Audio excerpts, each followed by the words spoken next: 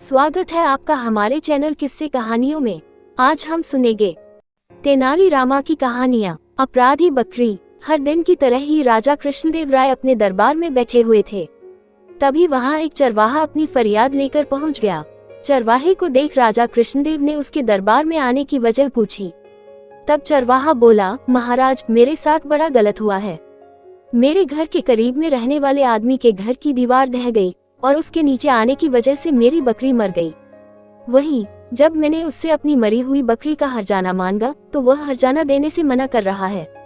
चरवाहे की बात पर महाराज कुछ बोलते उससे पहले ही तेनालीराम अपनी जगह से उठा और बोला, बेशक महाराज, दीवार के गिरने के कारण बकरी मारी, लेकिन इसके लिए उस अकेले पड़ोसी को दोषी नहीं माना जा सकता है। राजा के साथ दरबार में मौजूद सभी मंत्री और दरबारी भी तेनालीराम की इस बात को सुनकर हैरत में पड़ गए। राजा ने तेनालीराम से तुरंत पूछा, फिर तुम्हारे हिसाब से और कौन दीवार गिरने के लिए अपराधी है? इस पर तेनालीराम बोला, वो मुझे नहीं पता, लेकिन यदि आप मुझे थोड़ा समय दें तो मैं इस बात का पता लगाकर सच आपके सामने ले आऊंगा। राजा को तेनालीराम का सुझाव अच्छा लगा।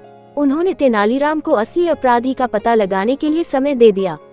राजा की आज्ञा पाकर तेनालीराम ने चरवाहे के पड़ोसी को बुलवाया और मरी हुई बकरी के बदले कुछ पैसे चरवाहे को देने को कहे। इस पर चरवाहे का पड़ोसी हाथ जोड़कर बोला, मैं इसके लिए जिम्मेदार नहीं हूँ।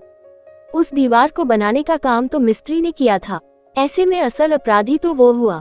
तेनालीराम को चरवाहे के पड़ोसी की यह बात सही लगी, इसलिए तेनालीराम ने उस मिस्त्री को बुला लिया जिसने उस दीवार को बनाया था। मिस्त्री भी वहां पहुंचा, लेकिन उसने भी अपना दोष नहीं माना। मिस्त्री बोला, मुझे बेकार ही दोषी करार दिया जा रहा है। असल दोषी तो वे मजदूर हैं जिन्होंने मसाले में पानी ज्यादा मिलाकर मसाले को खराब कर दिया, जिससे दीवार मजबूत न बन सकी और गिर गई। मिस्त्री की बात सुनकर मजदूरों को बुलवाने के लिए सैनिकों को भेजा गया। जब वहां पहुंचकर सारा मामला मजदूरों को पता चला तो मजदूर बोले, इसके लिए हम दोषी नहीं, बल्कि वह व्यक्ति है जिसने मसाले में ज्यादा पानी डाल दिया था। इसके बाद मसाले में अधिक पानी डालने वाले व्यक्ति को भी राजा के दरबार में पहुंचने का संदेशा भिजवाया गया। पानी मिलाने वाले व्यक्ति ने दरबार में पहुंचते ही कहा, जिस आदमी ने मसाले में पानी डालने के लिए मुझे बर्तन दिया था, असल दोष उसका है। वह बर्तन बहुत बड़ा था, इस कारण पानी का अंदाजा न लग सका और मसाले में पानी अधिक पड़ गया। तेनालीराम के पूछने पर मसाले में पानी अधिक डालने वाले व्यक्ति ने कहा, वह बड़ा बर्तन उसे चरवाहे ने ही दिया था, उसी के कारण मिश्रण में अधिक पानी पड़ गया और दीवार कमजोर बनी। फिर क्या था? तेनालीराम चरवाहे की ओर देखते हुए बोला, इसमें दोष तुम्हारा ही है, तुम्हारे कारण ही बकरी की जान गई।